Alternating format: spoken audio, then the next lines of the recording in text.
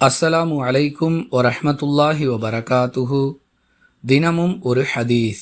ஒரு காலம் வரும், அப்பொழுது ஆண்களை விட பெண்கள் அதிகமாகி விடுவார்கள். எந்த அளவிற்கென்றால், ஒரு ஆணிடம் அபயம் தேடி 40 பெண்கள் அவனை பின்தொடர்வார்கள் என்று அல்லாஹுவின் தூதர் ஸல்லல்லாஹு அலைஹி வஸல்லம் அவர்கள் கூறியதாக அபூ மூசா ரலியல்லாஹு அன்ஹு அவர்கள் அறிவிக்கிறார்கள். நூல் புகாரி, ஹதீஸ் எண் 1412. அன்பிற்குரிய அல்லாஹுவின் நல்லடியார்களே, அல்லாஹுவின் தூதர் ஸல்லல்லாஹு அலைஹி வஸல்லம் அவர்கள் பல முன் அறிவிப்புகளை சொல்லி சென்றிருக்கிறார்கள். அவை ஒவ்வொன்றாக நிறைவேறி வருவதை நாம் நடைமுறையில் பார்க்கிறோம்.